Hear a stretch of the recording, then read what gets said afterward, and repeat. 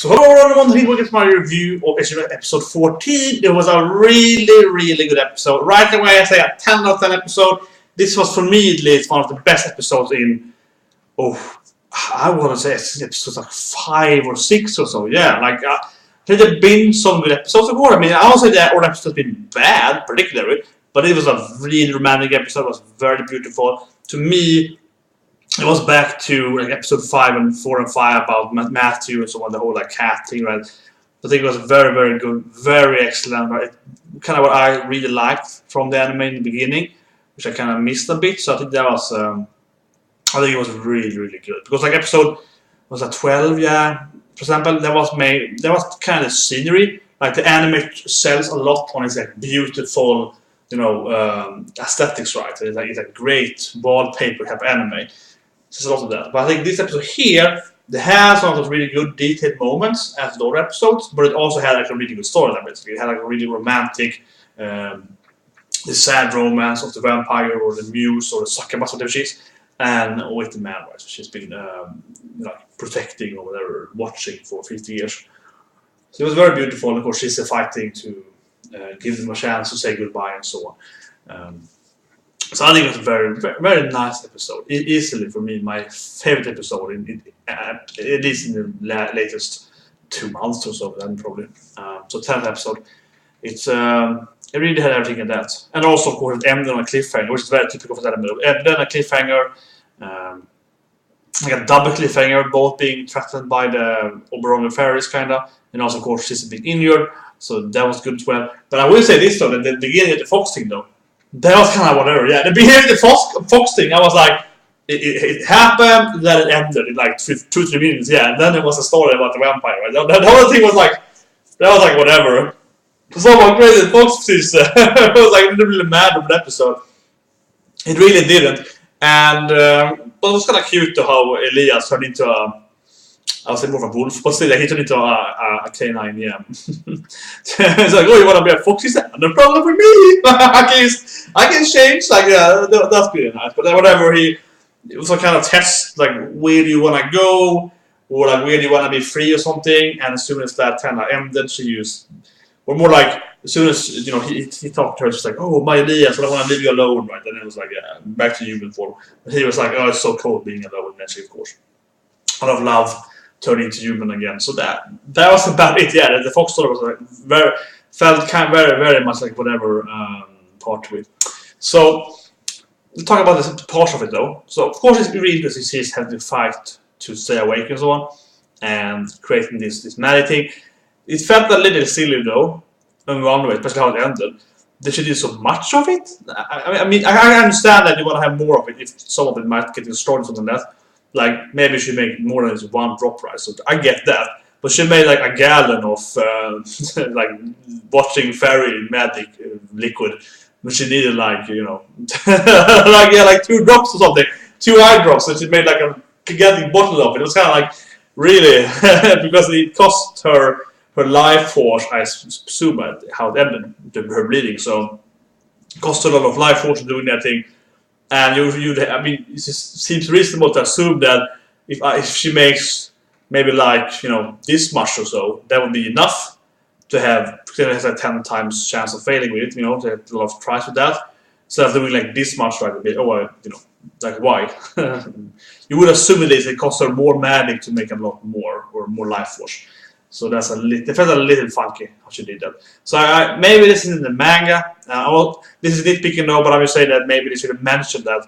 Oh, it's better to make a lot of it, because then if it would fail in the like transformation of the spell, then the other parts could succeed, or you need to make this much a gallon at minimum, whereas it cannot happen because they have to concentrate or something. Like, I wish they would say with that, but also apparently all of it worked because Oberon's company gave me the rest. So it's not like she made a gallon that took out the middle of it, that was the actual pure stuff.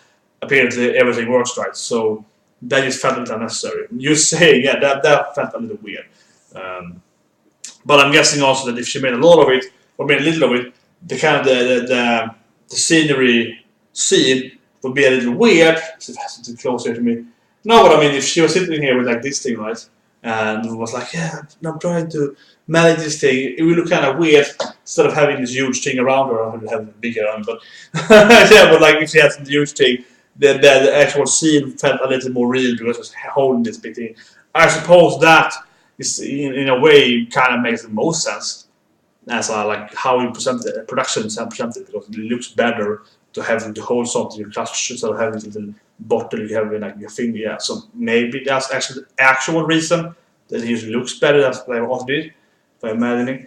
But anyway, that was, I think that was actually the weakest part of the episode. Not particularly the size of it, even though I can about that, but the magic around it.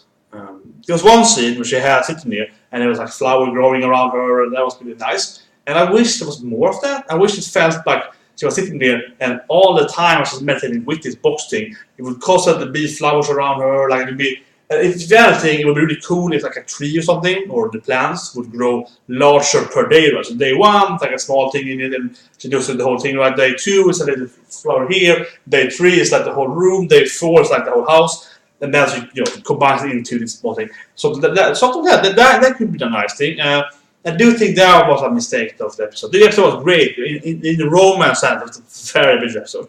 Every scene with the vampire, sorry, vampire, but they called it vampire last time, and I even checked it out last time because I listened to her saying that, and they were they were saying the Japanese for the vampire as well last episode. They were saying they were literally saying the Japanese for vampire like several times, and they did call her old name as well. But they were saying that like 5 times, so I guess they call her vampire because it made sense later. But this episode never actually said that, and those are the other word is that, which felt a lot better because she's clearly more of a succubus, if anything, right? She goes for like man's health and so on. But also, if anything, she's mostly a muse, right? She inspired him to write books and so on. Like she comes there, she inspires artists and so on to write better screenplays or better books or a movie script or something. And by inspiring them by her beauty and so on, and they had to pay with their life force right a little bit. Like that makes a lot of sense. That's a classic muse. Like a malevolent muse, right? And so the other word used was kind of like more in that sense. And I guess it's called vampire because she lived with blood though. The thing is that you could say, oh, it's such an issue. But they actually did say, as I mentioned again, they did say the word vampire in Japanese like several times last time. So I would say, if anything, the author changed his mind, right? That's kind of, I think, the author actually called vampire the first time, probably in the manga as well. And then the second time was like, actually, a vampire is a bad idea because she's more like a succubus or a muse. So let's call her this the new word I got here that like combines those two things, like vampire or treat it vampire, succubus, and muse. Makes it like a new fairy animal, magical favorite thing that has the combination of those three muses in this world. That's what I think. So I wish to kind of talk about it more a bit, something like that, because I think the weird is the word. But yeah, it made a lot of sense now, but it feels like a rough continuum. I always say that though. And I guess she inspired him to write stuff as well, was mentioned as well. What I was saying, sorry. Oh yeah, sorry. Yeah, one thing. Sorry, that was completely out of mind. But sorry. The one I mentioned before we get to it is that, of course, the problem though, how she said a little bit, is that she should have some more scenery around herself. I think it would make it more interesting. It'd also be interesting if this is that it would be cool though if she said help by the vampire. She was like, I'm going to inspire you to make better spells, right, and so on, because you don't have the power to this definitely that's cool as well. But yeah, but I think it should have a little more power than that. But there's a really romantic scene. All the scene with her, the fairy girl. That's was awesome. Was awesome. With every scene from the beginning, getting her. Being that, I also kind of like the whole Elias with him. And Elias is like, "Oh, you're gonna die, man. You're dying in one day." It's like, okay. It's like, yeah, have a good life. Yeah, it's good. Is it painful? No, I don't think so. I think it's fine. Yeah. You're not afraid? No, I'm happy with life. I've lived for a lot of years. I like that, the whole thing there. It was pretty good. We'll have it next week then. I think that Caesar will have to go through again. Just to go through again some kind of training with the elves according to the preview. going into the overworld and so on, right? So I don't know how I feel about that, to be honest. I don't say it's going to be bad or so on, but I mean, last week we had, okay, someone is kidnapping Chise for like the 4th time. And then someone commented that saying that, yeah, not only kidnapping her, it's always like Chise running out of magic, Chise going into some kind of, you know, spending too much magic, being injured, Chise petting on the head, yeah. It's quite repetitive, to be honest. So when I watched the preview, I will say I was surprised by it, which was bleeding in the ending. But it's kind of like, yeah, okay, it's going to be another, like, she's got kidnapped, and now it's like Chise has to heal again because she was about magic, and we've seen this before, right? So it feels a little bit. It's kind of the same thing like last time. That is for sure. But anyway, this episode 7 was really good. It really went back to, as I mentioned earlier, so the previous episodes was much more on the human side of it. I think that's good. I think that's really good. Some of the storyline has been a little weird and going nowhere. Yeah, this was back to kind of the emotional and human side of Ancient Magus Bride. It's a really good episode. Definitely. But I wish there was a little more of like the vampire, why they call the vampire and so on. And also a little more of like why the magic bottle is just sitting there. Not the size of it. Sorry, but I mean mainly like why. I think that would be a good way, in my opinion. Like you should animate stuff behind it, like day 1 layer, day 2 layer, something like that. Because it felt. I think the problem for me is that when she got home again, we can't expect her to be hurt because we know she's spending magic and so on.